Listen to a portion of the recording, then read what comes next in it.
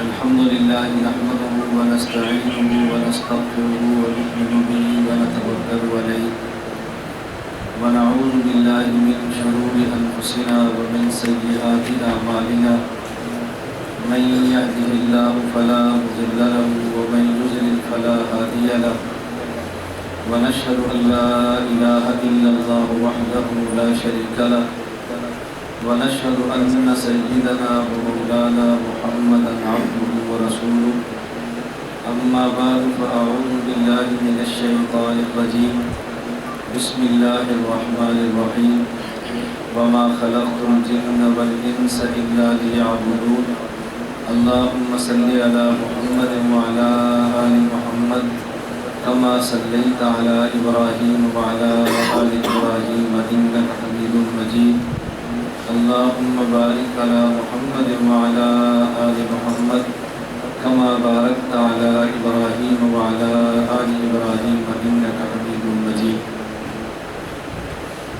اللہ رب العزت نے حضور اکرم صلی اللہ علیہ وسلم کو اپنا نمائندہ بنا کر انسانیت کے لیے مبعوث فرمایا ہے، اور حضور اکرم صلی اللہ علیہ وسلم جب دنیا سے تشریف لے گئے تو کم و بیش 1,24,000 اپنے نمائندے امت کو عطا فرمائے۔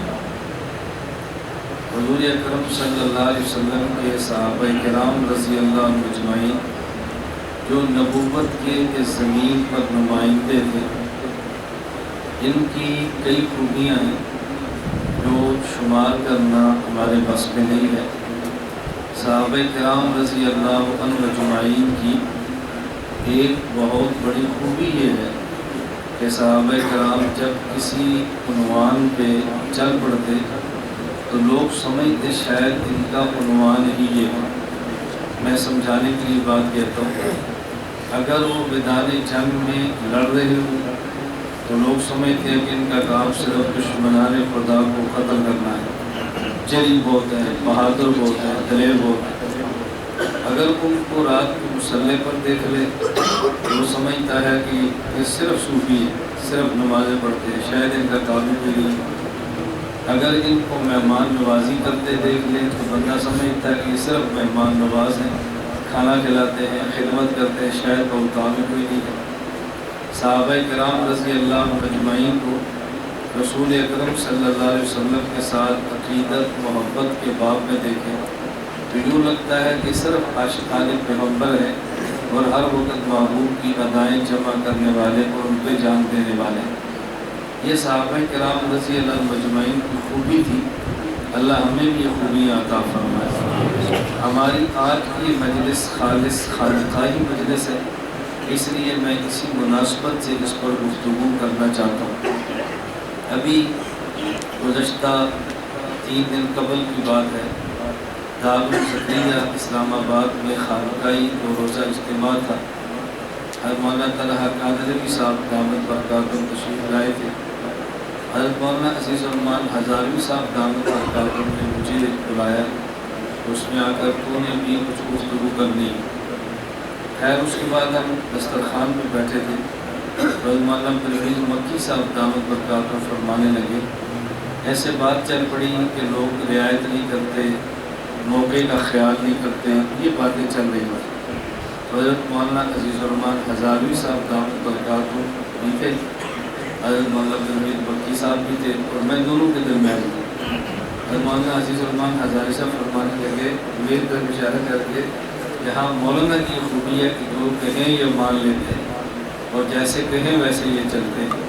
یہ خانقاہی بیان کرے تو لگتا ہی نہیں ہے کہ یہ مناظر ہے، لوگ سمجھتے ہیں کہ صرف صوفی ہے۔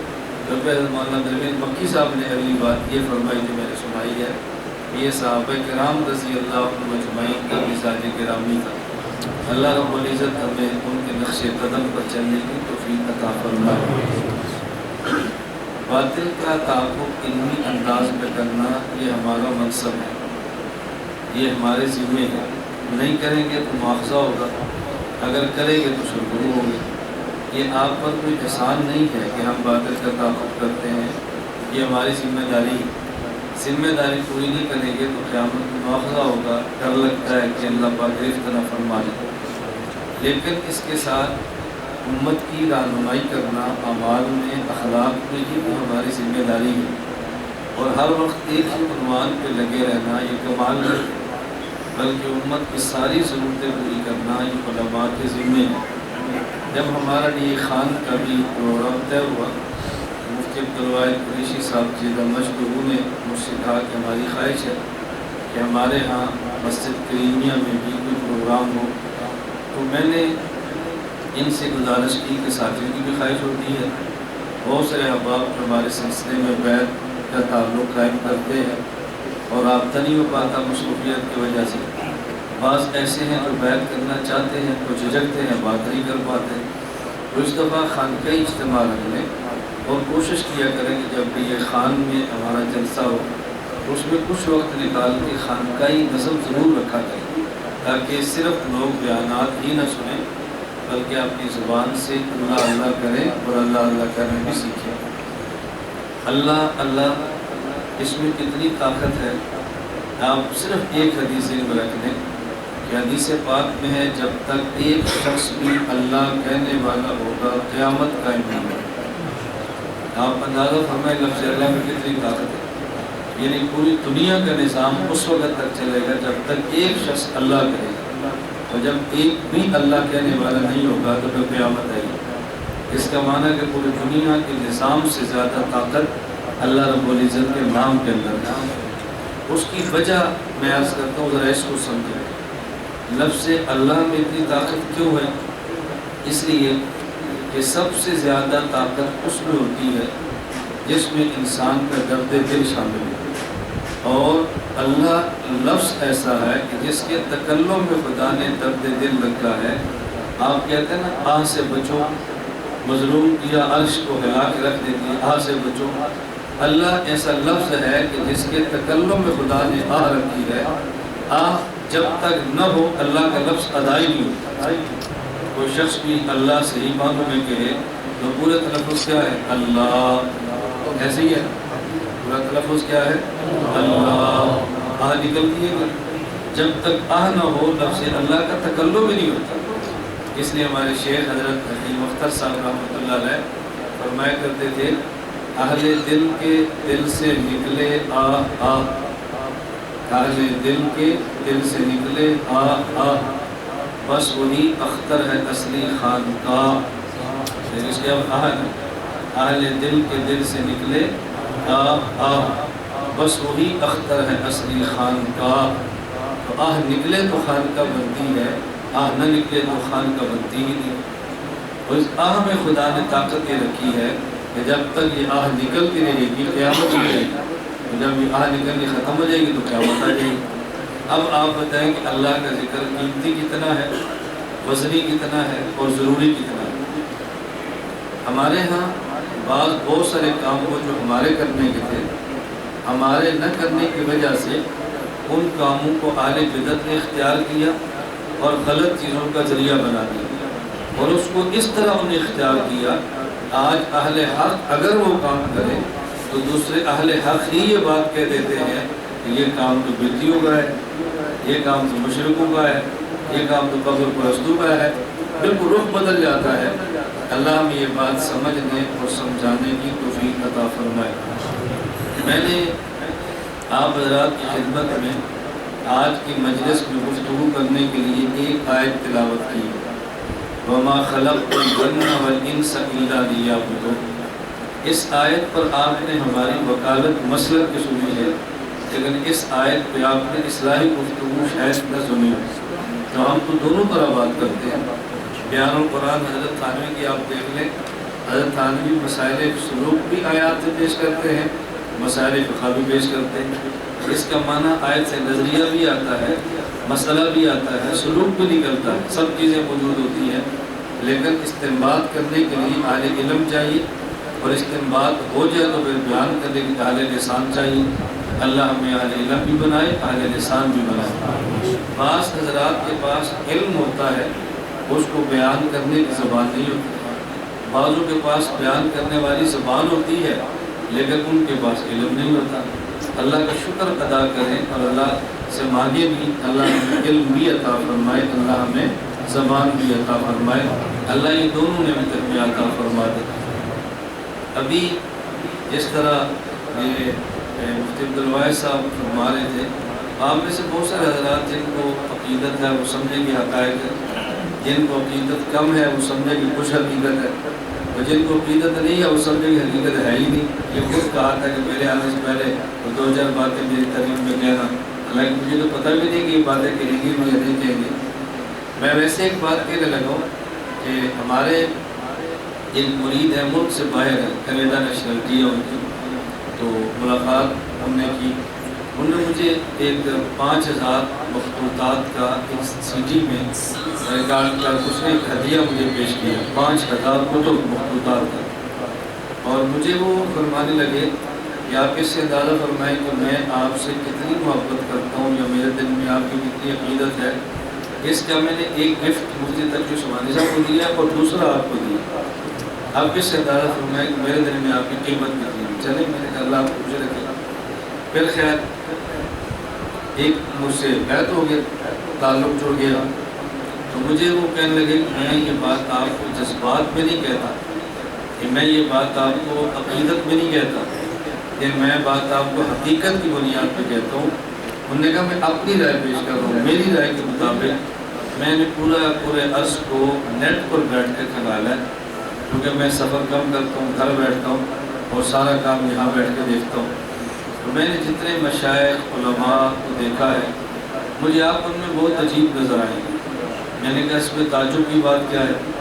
مجھے کہنے لگے کہ اگر ہم دیکھتے ہیں فلاں بندہ بہت اچھی گفتگو کرتا ہے تو آپ خطیب ہے، اگر دیکھتے ہیں فلاں بندہ باطل کے خلاف دلائل دیتا ہے تو آپ مناظر ہے، اگر دیکھتے ہیں فلاں مصنف ہے تو آپ کو کتب نظر آتی ہے، اگر ہم دیکھتے ہیں کہ فلاں بندہ مجاہد ہے تو ہمیں آپ کا جہاد بھی نظر آتا ہے، اگر دیکھتے ہیں فلاں نے خیر کاٹی ہے تو آپ کو سیر بھی نظر آتے ہیں، اگر دیکھتے ہیں فلاں بندہ دنیا میں سفر کرتا ہے تو آپ ملک اور بیرون ملک بھی جاتے ہیں، اگر ہم دیکھتے ہیں فلاں بندہ خانقاہ کے شیخ ہے تو آپ کو چار کھلاتے ہیں، تو میں جو صرف کسی ایک پہ دیکھتا ہوں مجھے فوراً آپ پہ نظر آتی ہے۔ تو انہوں نے کہا میں نے آپ سے جو بیعت کی ہے نا سوچ سمجھ کے کی ہے، میں مولوی نہیں ہوں، دنیا دار آدمی ہوں، کینیڈا کی نیشنلٹی ہے، اور آپ اندازہ فرمائیں کہ مجھے عجیب بات کہنے لگے 9 سال کی بچی ہے، تو انہوں نے کہا میں نے کچھ سکھایا ہے، میں سیر جہاز پہ کرتا ہوں، میں برف کے اوپر جو مجھے تو اب نام نہیں آتے جو برف کے اوپر ہاکی کھیلتے ہیں نا وہ کھیلتے ہیں، انہوں نے کہا میں تو برف کے اوپر پھسل کی ہاکی کھیلتا ہوں، تو آپ اندازہ کریں میرا اسٹیٹس دنیا کا کیا ہوگا، اور میں آپ سے متاثر ہوں، بس آپ شفقت کریں میرا ہاتھ اپنے ہاتھ میں لے لیں۔ اچھا میں ایک مرتبہ اس ملک میں گیا تو مجھے ان نے کہنے لگا کہ آپ آئیں گے، میں نے کہا میں گزر رہا ہوں، میں انشاءاللہ 12 بجے دن آپ کے گھر آؤں گا۔ اچانک مجھے ڈاکٹر کے پاس جانا پڑا تو میں نے کہا ڈاکٹر سے میرا ٹائم طے ہو گیا 11 بجے کا، میں آگے ایک اور جگہ پہ جا رہا ہوں، واپسی پہ آپ کے میں شام آؤں گا۔ تو مجھے کہنے لگے جب میں نے یہ بات کی تو میری بیٹی ہے چھوٹی سی تقریباً 10 سال کی ہے، وہ رو پڑی، اس نے کہا آپ کے ابا شیخ ہیں گھر آتے تو میں بھی مل لیتی، اب میں اسکول میں ہوں گی وہ گھر آئیں گے، ہماری ملاقات نا شام کی ملاقات ہے تھی، پر شام کی بجائے دوسرے دن 12 بجے کی تھا، ہم نے کہا شام آتے تو میں مل لیتی، اور اب وہ دن کو آئیں گے تو میں کیسے ملوں گا؟ تو میں نے کہا آپ سے گھر پہ رکھو، میں آپ کو مل کر پھر نکلتا ہوں۔ میں نے گاڑی موڑی اور گھر چلا گیا، تھوڑی دیر ملا اور پھر نکل گیا۔ مجھے اگلے سفر میں کہنے لگے کہ جب آدمی کی شہرت ہو تو چھوٹوں پر توجہ نہیں دیتا، میں نے آپ میں یہ بس میں دیکھا کہ بڑوں کو ملتے ہیں چھوٹوں کو ملتے ہیں، میں نے تو بچے کی خواہش کا اظہار کیا تو آپ نے کہا میں گاڑی موڑ دیتا ہوں، میں اس پر تعجب کرتا ہوں۔ خیر وہ پہلی بات میں جو کہنے لگا ہوں، ایک سفر میں گیا تو مجھے فرمانے لگے آپ میرے شیخ ہیں، میں اعتراض نہیں کرتا مشورہ دیتا ہوں، میرا کہ فرمائیں، کہتے میرا مشورہ یہ ہے کہ آپ 10-15 ویڈیو بیان ریکارڈ کرائیں جس میں صرف تصوف اور طریقت اور اس کو نیٹ پہ دیں، ایک تو تصوف پر اعتراضات ختم ہوں گے اور آپ کھل کے اس پر گفتگو کریں گے اور لوگوں کو تصوف کا اصل چہرہ سمجھ آئے گا، اور دوسرا مسئلہ یہ ہے کہ جب آپ ہمارے ملک میں آتے ہیں ہم کہتے ہیں جی مولانا الیاس محمد صاحب آئے ہیں تو لوگ فوراً کہتے ہیں وہ جو غیر مقدس کے خلاف بولتے ہیں، وہ جو جماعت کے خلاف بولتے ہیں، وہ فلاح کے خلاف بولتے ہیں۔ میں نے کبھی کو ان کی ضرورت ہے اسٹیج پہ آ کر وہ باطل کا تعاقب کرتے ہیں، جب علماء نہیں کریں گے کسی ایک کو تو کرنا پڑے گا، ان کی ضرورت ہے، ورنہ ان کا مزاج یہ نہیں ہے، یہ مجبوراً بھی کرتے ہیں، اصل ان کا مزاج یہ ہے، تو کہتے ہیں ہمیں سمجھانا پڑتا ہے۔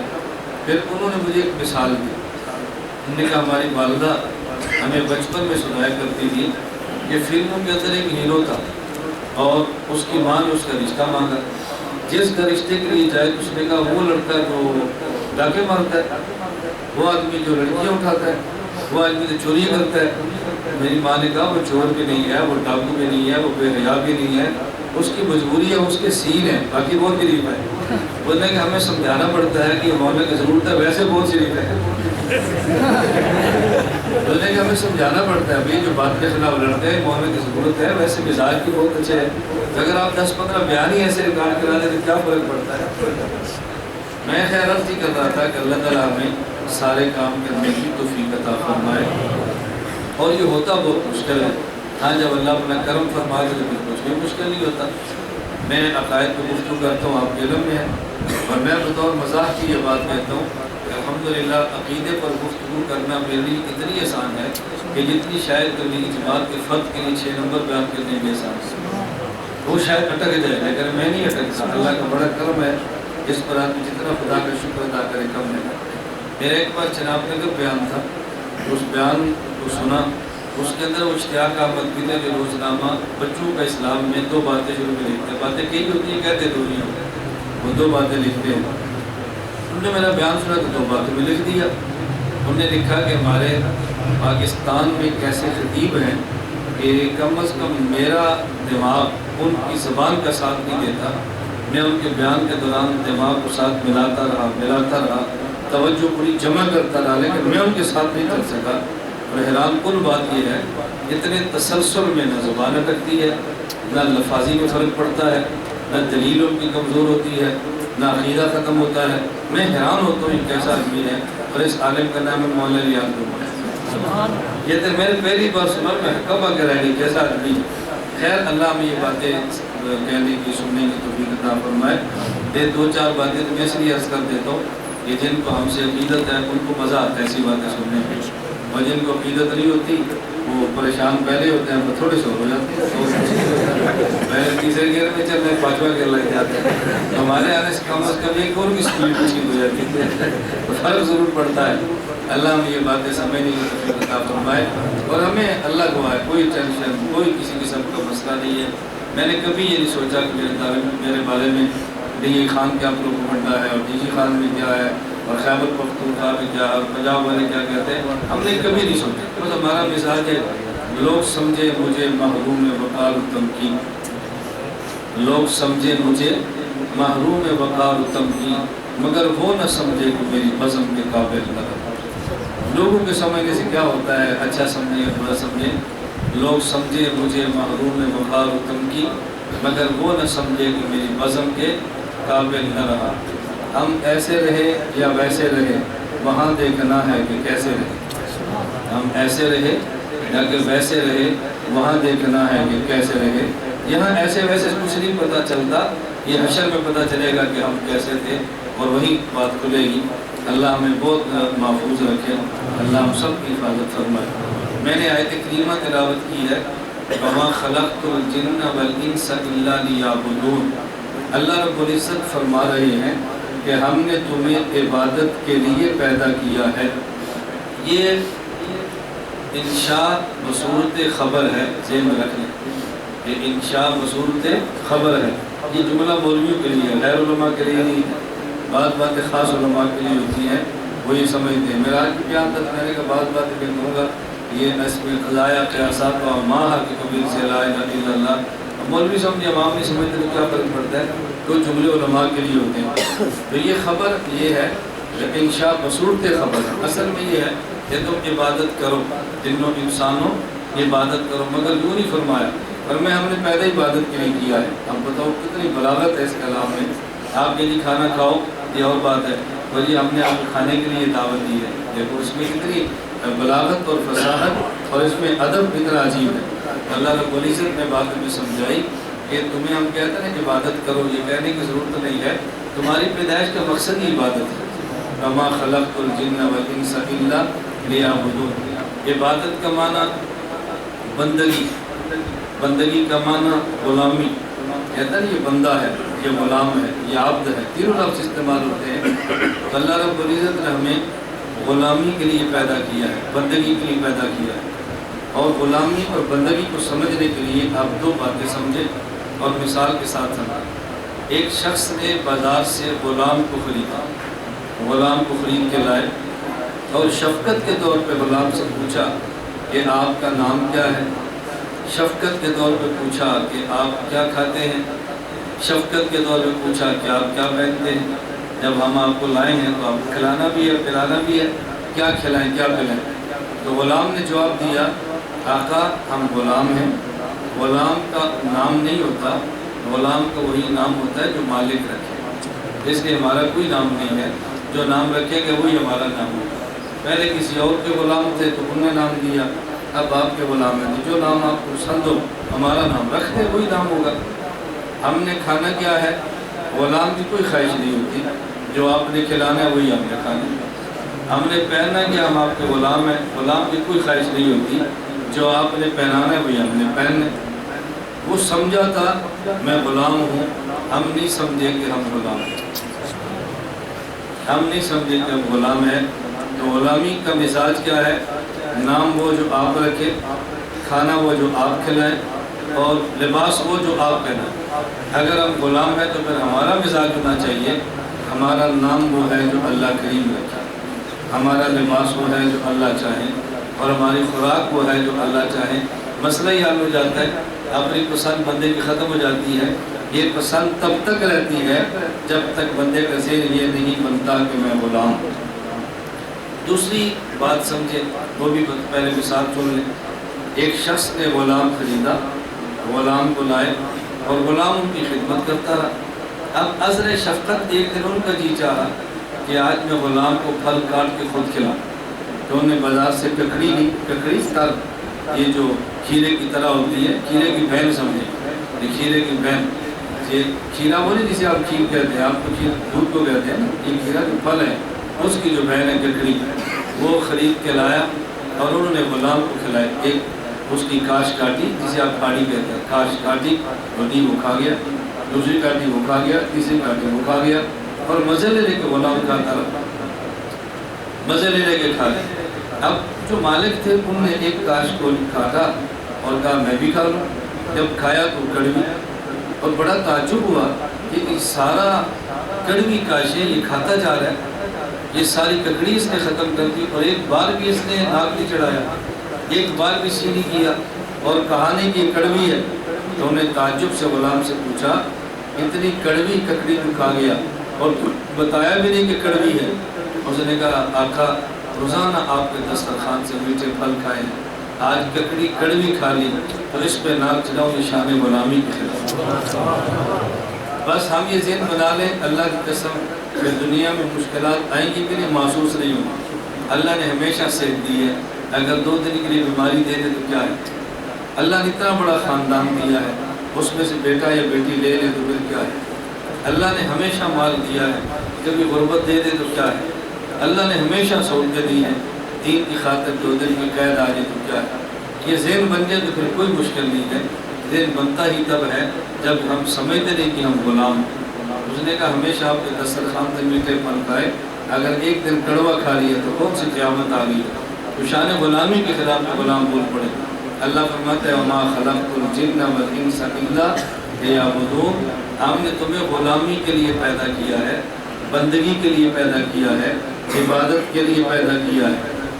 اور یہ ذہن نشین فرما لیں، عبادات ذہن نشین فرمانا، عبادت نام ہے غلامی کا، غلامی نام ہے تواضع کا، توجہ رکھنا، عبادت نام ہے غلامی کا، غلامی نام ہے تواضع، عاجزی، انکساری، ماننا، یہی غلامی ہے۔ اس کا معنی یہ ہے کہ ہم عابد بنیں گے تب جب تواضع ہو، جب عاجزی ہو، جب انکساری ہو، جب ماننے والا مزاج بنے۔ یہ بات بڑی اچھی طرح سمجھنا، تواضع، عاجزی، انکساری، خشوع، خضوع اور یہ ماننے والا مزاج، اسی کا نام غلامی ہے۔ اس کا معنی یہ ہے ہمارے جتنے اعمال ہیں ان اعمال میں سے ہر عمل کی قیمت اتنی ہی ہوگی جتنی اس عمل میں تواضع، عاجزی، انکساری، تذلل، خشوع اور خضوع ہوگا۔ اس سے بات ہمیں سمجھ آ گئی ایک عبادات میں کمیت ہے، ایک عبادات میں کیفیت ہے۔ ایک یہ ہے عبادات کیسی ہونی چاہیے، اور ایک یہ ہے عبادات کتنی ہونی چاہیے، کتنی عبادت زیادہ ہو۔ اس کے لیے قرآن کریم میں لفظ کثرت آتا ہے، اور اگر عبادات اچھی ہو اس کے لیے قرآن کریم میں لفظ حسن آتا ہے۔ آپ پورا قرآن کریم کئی بار پڑھ لیں، میں نے جتنی بار پڑھا ہے مجھے پورے قرآن میں ایک بار بھی ملا اللہ یہ فرمائے کہ میں نے تمہیں پیدا کیا ہے لِيَبْلُوَكُمْ أَحْسَنُكُمْ عَمَلًا۔ میں نے نہیں پڑھا قرآن کریم میں لِيَبْلُوَكُمْ أَيُّكُمْ أَحْسَنُ عَمَلًا۔ شریعت کو کثرت مطلوب نہیں ہے، شریعت کو عمل کا حسن مطلوب ہے۔ ہم کثرت اعمال پہ دوڑتے ہیں، حسن عمل پہ نہیں دوڑتے۔ کثرت عمل الگ ہے، حسن عمل الگ ہے، اور حسن عمل کی طاقت کثرت عمل سے بہت آگے نکل جاتی ہے۔ اب اگر یہ آپ کو میرا جملہ سمجھ آ گیا تو مولانا قاسم نانوتوی کی تحذیر الناس سمجھ آ جائے گی۔ اگر یہ جملہ سمجھ آئے، تحذیر الناس سمجھ آئے، مولانا قاسم نانوتوی رحمہ اللہ فرماتے ہیں امتی بظاہر نبی سے عمل میں بڑھ جاتا ہے لیکن حقیقت میں نبی سے نہیں بڑھتا۔ کیا معنی؟ آپ کثرت عمل کو دیکھیں گے امتی پاس زیادہ ہوگا، لیکن حسن عمل کو دیکھیں گے تو امتی نبی سے آگے نہیں بڑھتا۔ اور حسن عمل ایسا ہے وہ دیکھنے میں تھوڑا بھی ہو تو کثرت عمل سے بہت آگے نکلتا ہے۔ ایک آدمی 1000 رکعت رات کو پڑھے اور رکوع پر رکوع سجدے پہ سجدہ، ایک آدمی 2 رکعت پڑھے خضوع سے، یہ 2 رکعت 1000 سے نکل کے آگے 1000 میں کثرت ہے، اور اس تواضع والی 2 رکعت میں حسن ہے۔ تو عبادات کا معنی تواضع عاجزی، اس کا معنی حسن عمل ہے۔ اس کا معنی یہ ہے کہ جس قدر عبادت میں تواضع بڑھتی چلی جائے گی، توجہ رکھنا، عبادت میں تواضع بڑھتی چلی جائے گی، عبادت کا مقام بڑھتا چلا جائے گا۔ جب عبادت کا مقام بڑھے گا تو پھر عابد کا، توجہ رکھنا، عبادت کا مقام بڑھے گا تو پھر عابد کا مقام بھی بڑھتا چلا جائے گا۔ اور تواضع کسی بھی چیز میں آتی ہے ہمیشہ جب اس چیز کی عظمت دل میں ہو۔ عظمت دل میں نہ ہو تواضع دل میں کبھی نہیں آتی۔ اور عظمت کب آتی ہے؟ جب معرفت ہو، اور معرفت کب آتی ہے؟ جب بندے کے پاس علم ہو۔ میں بیٹھوں، اب بعد میں آپ مصافحہ شروع کریں، بڑے بھی کریں مصافحہ، چھوٹے بھی کریں گے، لیکن فرق کیا ہے؟ ایک آدمی مصافحہ بھی کر رہا ہوتا ہے، ہاتھ بھی چھو رہا ہوتا ہے، ایک مصافحہ بھی کر رہا ہوتا ہے، آنکھوں سے آنسو بھی گرا رہا ہوتا ہے۔ اور چھوٹا بچہ وہ مصافحہ ادھر کرتا ہے، دیکھتا ادھر ہے، وہ مصافحہ تو کر رہا ہے جیسے لوگ کر رہے ہیں، لیکن اس کے دل میں عظمت نہیں ہے، اس لیے وہ بے توجہی سے مصافحہ کر رہا ہے۔ عظمت دل میں کیوں نہیں ہے؟ اس کو معرفت نہیں کہ بندہ کون ہے۔ معرفت کیوں نہیں ہے؟ کہ بندے کے بارے میں معلومات نہیں ہے۔ تو ہمیشہ تواضع، توجہ رکھنا، تواضع کی بنیاد عظمت، عظمت کی بنیاد معرفت، معرفت کی بنیاد معلومات اور علم ہے۔ مولانا قاسم نانوتوی جو بات سمجھائی ہے نا، اب سمجھنا، پوری کائنات کا علم، ساری انسانیت کا علم ایک طرف ہو اللہ کی ذات کے بارے میں، اور تنہا رسول اللہ صلی اللہ علیہ وسلم کا علم ایک طرف اللہ کی ذات کے بارے میں، ہمارے پیغمبر کا علم ذات خداوندی کے بارے میں تمام انسانوں کے علم سے زیادہ۔ تو پھر اگلی بات بھی سمجھ آ گئی، جو معرفت ہمارے نبی کو خدا کی ہے وہ تمام انسانوں کی معرفت سے زیادہ۔ تو جس قدر عظمت ہمارے نبی کے دل میں خدا کی ہے، تمام انسانوں کے دل میں جو عظمت اس سے زیادہ۔ تو پھر ایک رکعت میں جو تواضع نبی کے دل میں ہے، یہ تمام انسانوں کی تواضع والی عبادت سے زیادہ۔ تو پیغمبر کی ایک رکعت ہو، اس میں علم نبوت، پھر معرفت نبوت، پھر تعظیم نبوت، اور اس کی بنیاد پہ تواضع۔ پیغمبر کی ایک رکعت میں اتنی ہے کہ سارے انسانوں کی رکعتیں ملا بھی لیں، اتنی تواضع نہیں ہو سکتی۔ تو دیکھنے میں نبی کی ایک رکعت ہے، امت کی اربوں رکعت ہے، تو دیکھیں گے تو ایک رکعت کم ہے، اربوں رکعتیں زیادہ ہیں۔ بظاہر اربوں رکعتیں ایک سے زیادہ ہیں، لیکن در حقیقت ایک رکعت یہ اربوں پہ بھاری ہے۔ کیوں؟ جو تواضع اس میں ہے وہ 1000 میں نہیں۔ وَمَا خَلَقْتُ الْجِنَّ وَالْإِنسَ إِلَّا لِيَعْبُدُونِ۔ اب اس لیے جو بعد میں مقام عبد پیغمبر کا ہے، اس طرح کسی کا مقام نہیں۔ کہتے ہیں اشہد ان لا الہ الا اللہ وان محمدا رسول، کافی نہیں تھا، عبد کہنے کی ضرورت کیا ہے؟ ہم سمجھتے رسالت بہت بڑا منصب ہے، سب سے بڑا منصب ہے، لیکن فرمایا نہیں، عبدہ و رسولہ، میرے محمد میں پہلے عبدیت ہے اور پھر میرے محمد میں رسالت ہے۔ عبدیت اتنا بڑا مقام ہے کہ آپ ذرا اندازہ فرمائیں، وما خلقت الجن والانس الا لیعبدون۔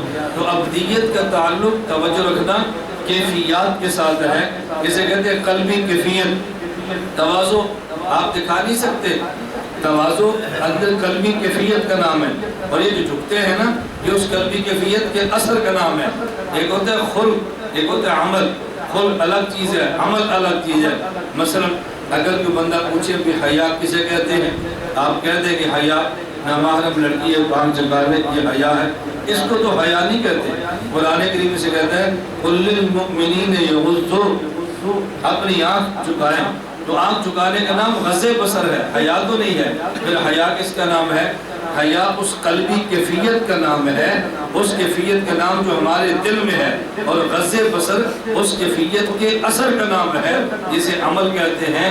تو خلق کا تعلق قلب سے ہے، اور اس سے پیدا ہونے والا جو عمل اثر ہے، اس کا تعلق ظاہر بدن سے ہے۔ اگر کوئی بندہ پوچھے وہ سخی کسے کہتے ہیں، آپ کہیں گے جو بہت مال خرچ کرے۔ بہت مال خرچ کرنے کا نام سخاوت نہیں ہے، بہت مال خرچ کرنے کا نام ہے انفاق فی سبیل اللہ۔ مال خرچ کرنے کا نام انفاق ہے۔ تو سخاوت کس کا نام ہے؟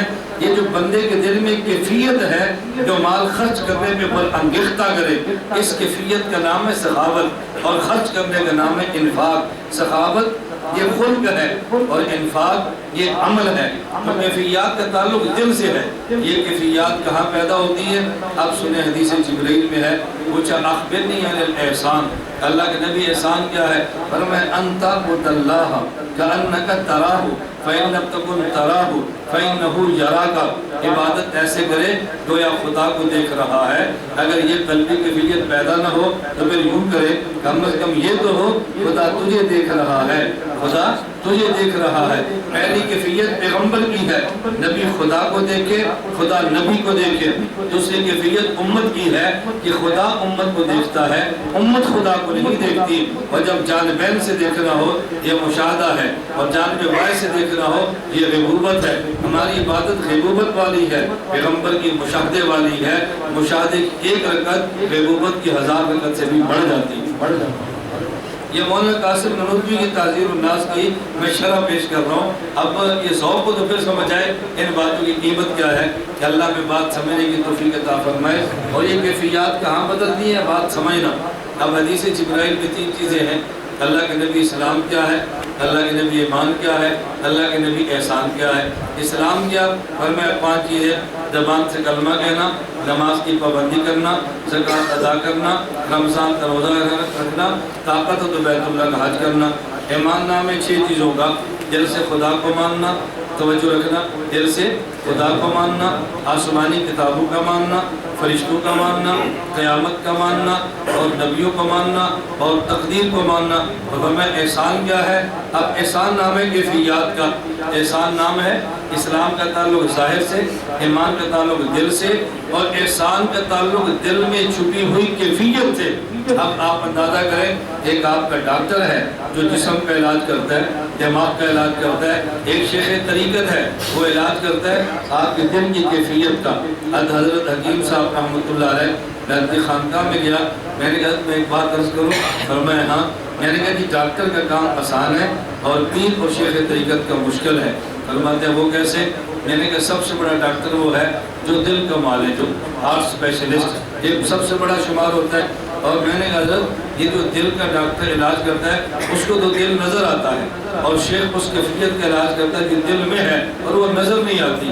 نظر آنے والی چیز کا علاج آسان ہے، نہ نظر آنے والی چیز کا علاج مشکل ہے۔ تو ڈاکٹر اس دل کا علاج کرتا ہے جو نظر آتا ہے، اور شیخ طریقت ان کیفیات کو بدلتا ہے جو نظر نہیں آتی۔ تو حضرت آپ کا کام تو ڈاکٹر سے بھی مشکل ہے، آپ کا کام تو ڈاکٹر سے مشکل ہے۔ ان مجالس سے بندے کی کیفیت بدلتی ہے۔ وما خلقت الجن والانس الا لیعبدون، خدا نے ہمیں پیدا فرمایا ہے عبادت کے لیے۔ عبادت کا معنی کیا ہے؟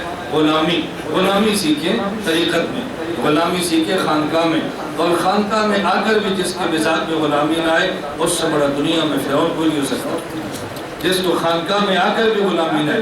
آپ حضرات نے خود محسوس کیا ہوگا، میں نے تو دیکھا ہے، شاید آپ بھی دیکھیں، وہ لوگ جن کا خانقاہوں میں شیخ سے تعلق ہو اور تعلق ایسا ہو جیسے قرآن کہتا ہے، توجہ رکھنا، ایسا ہو جیسے قرآن کہتا ہے. آپ کہیں گے وہ کیا؟ ہمارا تعلق اور ہے، قرآن مطالبہ وقت کرتا ہے. ہمارا تعلق کیا ہے؟ ایک آدمی مجھ سے بیعت ہے اور وہ مہینے بعد آئے گا، 2 مہینے بعد آئے گا، اور مجھ پر احسان چڑھایا تو سال بعد آ کر ہدیہ لے آئے گا، کچھ پیسے ویسے لے آئیں گے، بے خان سے چلیں گے تو حلوہ پکا کر لے جائیں گے، اور جی میں آپ کے پیر کے پاس آئے ہوں. ہم سمجھتے ہیں بہت بڑا کام کیا ہے. قرآن یہ نہیں مانگتا. قرآن کہتا ہے اتقوا اللہ وکونوا مع الصادقین. مع الصادقین، مرید کو معیت چاہیے، شیخ کے ساتھ چمٹا رہے، شیخ کے پاس پڑا رہے، پھر بدلتا ہے. ہم آنا جانا رکھتے ہیں، شیخ کے پاس رہنا اختیار نہیں کرتے، اور بدلتا آنے جانے سے نہیں ہے، بدلتا پاس رہنے سے. ایک ہمارے حضرت فرمایا کرتے تھے مرغی کے نیچے آپ انڈے رکھ دیں اور اس سے آپ بچے نکلوانا چاہیں تو ان انڈوں کو 21 دن مرغی کے نیچے رہنا پڑتا ہے. آپ انڈا 3 دن رکھیں پھر گھر لے آئیں، پھر 3 دن رکھیں پھر گھر لے آئیں، پھر 3 دن رکھیں پھر گھر لے آئیں. آپ سال پورا مرغی کے نیچے انڈے رکھتے رہیں تو وہ انڈا تو خراب ہو جائے گا، اس انڈے سے بچہ نہیں نکلے گا. اور اگر آپ انڈے سے بچہ چاہتے ہیں 21 دن مرغی کے نیچے رکھ دیں، اور اگر شیخ سے اصلاح چاہتے ہیں تو کم از کم 40 دن اپنے شیخ کی خانقاہ پہ مردہ بدست زندہ کی طرح ڈال دیں. پھر آپ دیکھتے ہیں آپ کی طبیعت بدلتی ہے کہ پھر فرق پڑتا ہے یا نہیں، اثر ہوتا ہے یا نہیں. آپ دیکھیے تو صحیح. آپ یقین فرمائیں کہ میں نے مناظرے کا کورس کسی سے نہیں پڑھا، میں نے مناظرے کا کورس کسی سے نہیں پڑھا. یہ خدا داد فن ہے جو اللہ نے مجھے دیا ہے. اور تزکیہ اور طریقت میں پورے 40 دن کراچی حضرت کی خانقاہ میں گزارے. یعنی جس کا کورس مکمل کیا ہے کوئی بھی نہیں کہتا پیر ہے، اور جس کا نہیں کیا سارے کہتے مناظر ہے. وہ شہرت میرے کھاتے پڑی ہے، اور جس پر میں نے وقت لگے اس کو کوئی بھی نہیں مانتا. میں حضرت کی خانقاہ میں کراچی گیا 3 دن کے لیے. میں نے کہا حضرت میں آپ کے پاس آیا ہوں، اور میں کتنا عرصہ ہے؟ میں نے کہا جی 3 دن. اور میں نے 40 دن. میں نے کہا ٹھیک. حضرت رو پڑے، مجھے یاد کیا، حضرت رو پڑے اور رو کر میر صاحب سے فرمانے لگے اسے کہتے ہیں شیخ کے ساتھ محبت. میں رمضان بھی وہاں ٹھہرا اور پھر عید بھی وہاں کی. میں نہیں آیا کر. جب 40 دن پورے ہوئے تو میں نے کہا اجازت تو چلا جاؤ. نہ اجازت دیتے میں تب بھی نہ دیں. آپ شیخ کے ساتھ وقت گزارے تو پھر کیفیت بدلتی ہے. ہمارے آنا جانا ہوتا ہے اور مستقل نہیں چلتا، بندہ بدلتا ہے. مجھ سے ایک ساتھی تھے کراچی کے، مجھ سے بیٹھ تھے، مجھے انہیں خط لکھا. انہوں نے کہا جی ایک لڑکا ہے، اس کی محبت کے اندر مبتلا ہوں اور محبت دل سے نکلتی نہیں. کوئی شخص شیخ کو یہ بات لکھے تو شیخ خوش ہوتا ہے، شیخ بہت خوش ہوتا ہے. آپ اندازہ نہیں کر سکتے شیخ کی خوشی کا. آپ سمجھتے ہیں میں نے گناہ بتایا تو شیخ ناراض ہوگا، خوش ہوتا ہے. وہ خوش اس بات پہ ہوتا ہے کہ الحمدللہ میرے اس مرید کو اپنی اصلاح کی فکر پڑ گئی ہے. یہ خوشی والی بات ہے، افسوس والی بات. لوگ اپنا عیب بتاتے نہیں، گناہ نہیں بتاتے، پھر کہتا ہے میں بدلتا نہیں ہوں. بھائی گناہ بتائیں گے تو پھر بدلیں گے. ہمارے حضرت رحمۃ اللہ علیہ فرماتے تھے کہ کم از کم شیخ کو ماں سمجھے، کم از کم شیخ کو ماں سمجھے. اگر ماں اپنے 6 ماہ کے بچے کی شلوار میں دیکھے کہ ٹٹی ہے، بدبودار ہے، ماں نفرت نہیں کرتی، اپنے بچے کی ٹٹی کو صاف کر کے پاک کرتی ہے. جب شیخ کو پتہ چلے میرا مرید گناہ میں مبتلا ہے، شیخ مرید سے نفرت نہیں کرتا، گناہ سے صاف کر کے مرید کو پاک کرنے کی فکر کرتا ہے. کم از کم ماں کا درجہ ہی دے دیا ہوتا. ہم سمجھتے ہیں میرے گناہ کا پتہ چلا تو یہ نفرت کرے گا. وہ تو شیخ کہلوانے کا قابل ہی نہیں ہے جو مرید کے گناہ پر مرید سے نفرت کرے. مرید سے نفرت نہیں کرتے، مرید کے گناہ سے نفرت کرتے. اگر مرید گناہ کر گیا شیخ نفرت کرے تو بتاؤ مرید جائے گا کہاں پہ؟ ڈاکٹر کے پاس کوئی بندہ بیماری لے کر جائے اور ڈاکٹر نفرت کرے تو بتاؤ مریض نے جانا کہاں پہ؟ لیکن یہ ضروری ہے کہ اپنے آپ کو بتلائے پھر اصلاح ہوتی ہے. مجھے انہوں نے لکھا کہ جی میرا مرض نہیں جاتا. میں نے کہا آپ کے ہفتہ کے لیے سرگودا میرے پاس میری خانقاہ میں ہے. وہ کراچی سے چلے اور تب سرگودا پہنچے. مجھے کہتے ہیں میں یہاں کیا کروں؟ میں نے کہا 5 وقت نماز پڑھے جو کراچی پڑھتے تھے، تلاوت کریں جو وہی کرتے تھے، ذکر کریں جو وہی کرتے تھے، کتابوں کا مطالعہ کریں اور خاص عمل. میں نے کہا جب میں گھر سے نکلوں مسجد میں ہوں سبق پڑھانے کے لیے جاؤں بس تو مجھے صرف عقیدت سے دیکھتے رہنا، تو کچھ نہیں کرنا. 1 ہفتہ ٹھہرا. مجھے کہتے ہیں استاد جی اب بیماری ختم. میں نے کہا ہفتہ گزر گیا اب جاؤ کراچی. مجھے جا کے مہینے بعد خط لکھنا. مجھے نے کہا استاد جی الحمدللہ خدا نے نجات دے دی. اب میں یہ بات کیسے سمجھاؤں آپ کو؟ یہ میت سے بیماری ختم ہوتی ہے، آنے جانے سے ختم نہیں ہوتی. آنے جانے سے کہاں ختم ہو سکتی ہے بیماری؟ جو اللہ پاک نے ہمیں فائدہ فرمایا ہے عبادت کے لیے، وما خلقت الجن والانس الا لیعبدون۔ اس لیے جو خانقاہ میں آ کر بھی اپنے کبر کو ختم نہ کرے، اسے کا یہ اکڑ پر کہاں ٹھیک ہوگا۔ حکیم الامت حضرت تھانوی رحمۃ اللہ علیہ کے بعد حضرت مولانا عبد الماجد علی آبادی آئے بیعت ہونے کے لیے، میں نے فرمایا کہ آپ مجھ سے بیعت نہ کریں، آپ مجھ سے بیعت نہ کریں۔ کہا جی میں نے آپ سے بیعت کرنی، فرمایا آپ بڑے آدمی ہیں تو آپ مجھ سے بیعت نہ کریں، ہم سے تو وہی بات کرے گا جو ہم کان مروڑے تو برداشت کر سکتا، آپ تو بڑے آدمی ہیں۔ حضرت فرماتے ہیں کوئی تگڑا ہو اور رگڑا لگانا جانتا ہو، مرید کی اصلاح ہوتی ہے۔ مرید تگڑا نہ ہو یا مرید سے ڈرتا ہو، یہ مرید کی اصلاح نہیں کر سکتا۔ اس لیے یہ بات ہمیشہ یاد رکھے، لیکن رگڑا اتنا لگاتے ہیں جتنا مرید برداشت نہیں کر سکتا۔ ایسا نہیں ہوتا کہ مرید برداشت نہیں کر سکے۔ اللہ ہمیں یہ باتیں سمجھنے کی توفیق عطا فرمائے۔ تو خیر میں عرض ہی کر رہا تھا، ہم نے بندہ بننا ہے، اور جب بندہ بنیں گے اس کا نتیجہ کیا نکلے گا؟ میں آخری بات کہتا ہوں، اگر انسان دنیا میں بندگی کرے اور اللہ کی غلامی کرے، کیا معنی؟ جو اللہ چاہے وہ کھائیں، جو اللہ چاہے وہ پہنے، جو اللہ چاہے وہ کام کرے، یہ اللہ جو چاہے وہ کرے، اس کا نتیجہ کیا نکلے گا؟ اللہ جنت میں چھوٹی خدائی دیں گے اور پھر وہ ہوگا جو یہ چاہے گا۔ وَلَكُمْ فِيهَا مَا تَشْتَهِي أَنفُسُكُمْ وَلَكُمْ فِيهَا مَا تَدَّعُونَ۔ دنیا میں دل کرتا ہے میں بیوی کے علاوہ 10 لڑکیاں اور بھی دیں، اللہ کے کہنے پہ نکاح کو روک لو، جنت میں 10 نہیں اللہ 100 دے دے، یہ خواہش خدا پوری کر دے گا۔ دنیا میں دل کرتا ہے میں شراب پی لوں، اللہ کے خوف سے چھوڑ دو، خدا جنت میں سے بہتر پاکیزہ شراب عطا کر دے گا۔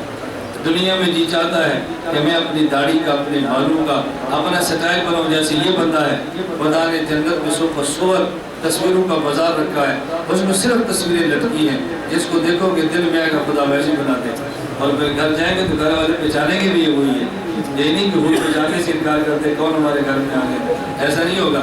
تو دنیا میں غلامی کرنے کا نتیجہ جنت میں وہ ہوگا جو آپ چاہیں گے، اللہ اس غلامی کے بدلے میں شاہی عطا فرمائے گا۔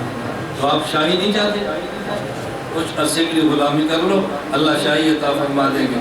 اللہ کی قسم جو یہاں غلامی نہیں کرتا وہ جنت کی شاہی نہیں پا سکتا، اور یہاں کی غلامی کرے گا جنت کی شاہی ملے گی۔ اور یہاں کی غلامی کیا ہے؟ چند گھنٹوں کی ہے، چند ماہ کی ہے، چند سالوں کی ہے، کیا پتہ کم بچ جائے، مٹی میں مل کر تباہ ہو جائے۔ اور وہاں کی شاہی ابدی ہے، وہاں تو جنت میں اعلان ہوگا تم زندہ ہو اب موت نہیں آئے گی، تم صحت مند ہو کبھی بیماری نہیں ملے گی، تم بوڑھے ہو کبھی جوانی ہے کبھی بوڑھے نہیں ہوگے، اور جنت میں ہمیشہ رہو گے، تمہیں کبھی نکالا نہیں جائے گا۔ اگر ابدی شاہی چاہتے ہو تو مختصر سی غلامی کر لو، مختصر سی۔ آپ کہیں گے بھی ہم پوری غلامی تو کر نہیں سکتے، پوری غلامی تو ہم نہیں کر سکتے، اتنی خواہشات قربان کریں اور ساری خواہشات دفن کر دیں، ایسا تو ہوگا نہیں۔ اللہ پاک نے اس کا بھی حق بتایا ہے، اللہ کے علم ہے ان سے ایسا نہیں ہوگا۔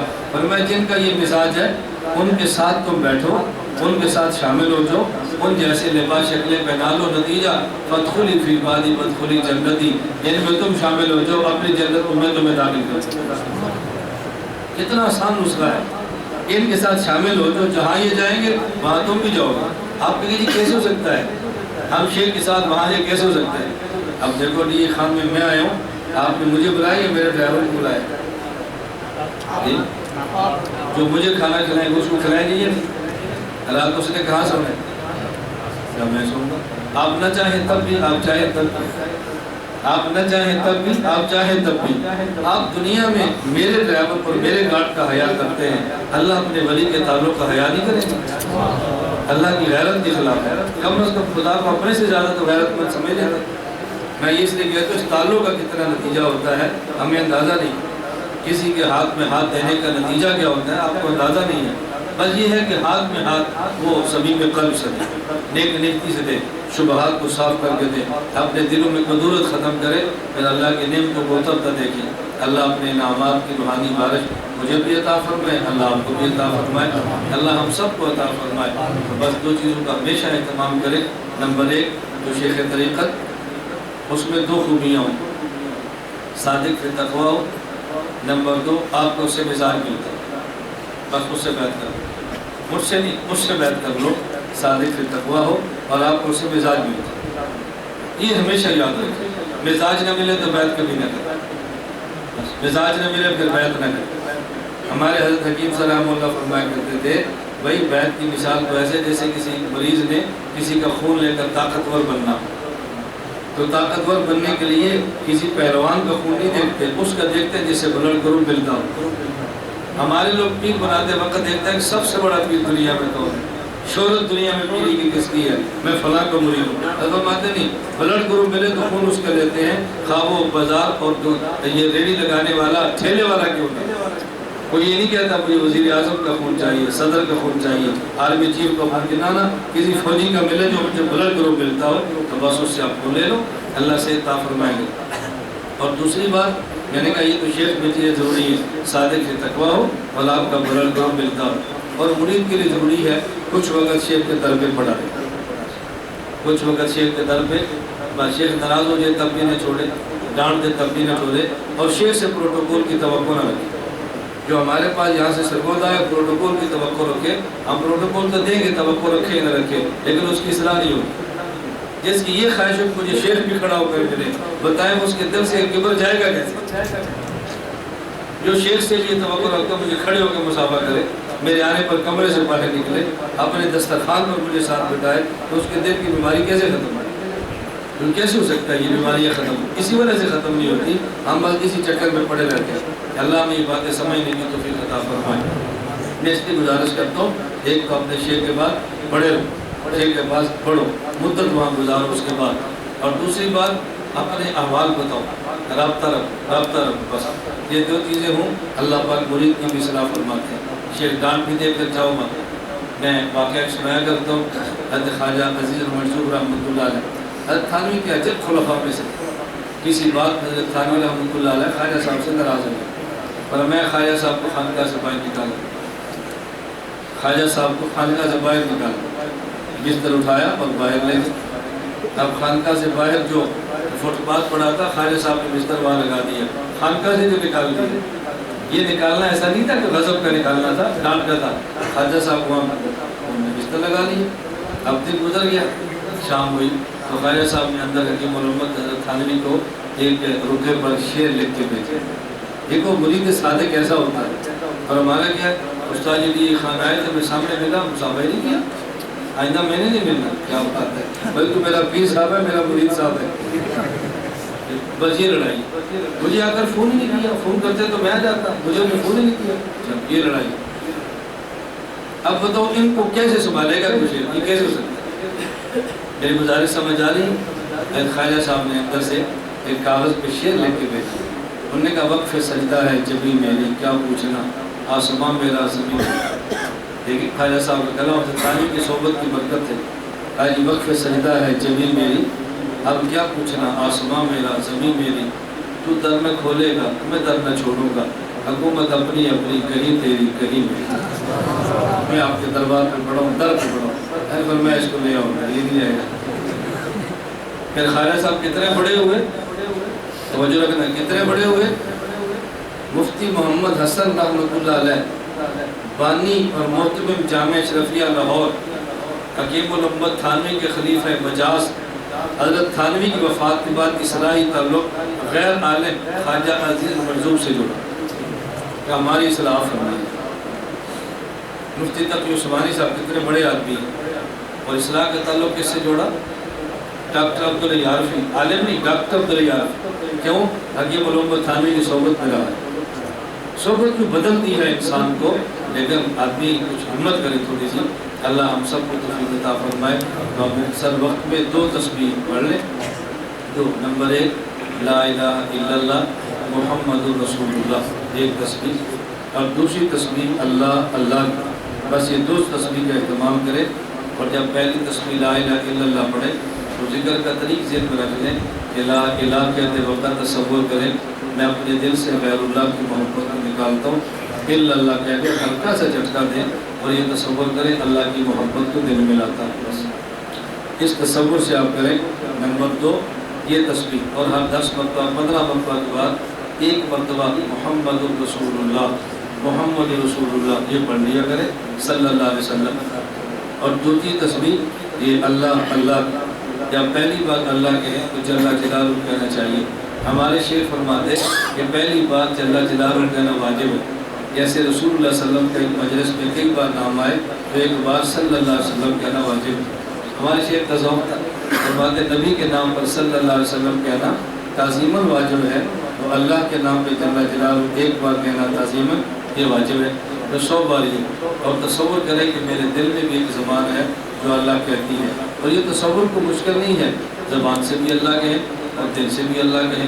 ایک وقت آئے گا، مزاج بن جائے گا کہ جسم کا ہر حصہ اللہ کہتا ہے، جس زمین پہ بیٹھا ہوں یہ اللہ کہتی ہے، پورے مکان کے در و دیوار سے اللہ نکلتا ہے، یہ مزاج بنتا ہے، لیکن تھوڑی دیر کے بعد نہیں بنتا۔ ایک تسبیح لا الہ الا اللہ کی اور ایک تسبیح اللہ کی، یہ 2 تسبیح آج کے مجلس میں پڑھ لیں، اور عموماً ایک سوال کا جواب ذہن میں رکھ لیں۔ بس اوقات میں شاید چاہری ذکر میں لائٹ بند کراتے ہیں اور اندھیرا ہوتا ہے، تو لوگ کہتے ہیں بھی کس حدیث سے ثابت ہے یہ کیوں لائٹ بند کرائی ہے؟ اس لائٹ بند کرانے کا مقصد یہ ہوتا ہے کہ آدمی کی توجہ پوری ہوتی ہے۔ جو ذکر کے عادی ہیں ان کو شرم نہیں آتی، اور جو پہلی بار مجلس میں آتے ہیں وہ اللہ کہتے ہیں دوسرے کو دیکھتے ہیں، مجھے دیکھ تو نہیں رہا، اور پھر اس کو شرم آتی ہے، کہتا نہیں ہے۔ یہ مزاج نہیں بنا ہوا ہے تو جھجکتا ہے، وہ جھجک کو ختم کرنے کے لیے کہتے ہیں جو بتیاں بند ہے، اندھیرا ہے، ہر آدمی اللہ اللہ کہتا رہے۔ یہ جو بند کرے اس کی وجہ یہ ہوتی ہے، اس لیے آپ اس پر کہتے ہیں اس پہ دلیل کیا ہے، اب علاج پہ دلیل کیا پیش کرنی ہے بھائی بتاؤ؟ چلے یہ تو سنت بدعت کا عنوان ہے، مستقل آدمی اس پر بات سمجھاتا ہے۔ تو پہلے یہ تسبیح ہوگی، اس کے بعد پھر جن حضرات میں بیعت کرنی ہوگی بیعت ہوگی، اور اس کے بعد پھر دعا ہوگی۔ اللہ کریم ہم سب کو اصلاح باطن اور ظاہر کی اصلاح میں بھی توفیق عطا فرمائے۔ وآخر دعوانا الحمدللہ رب العالمین۔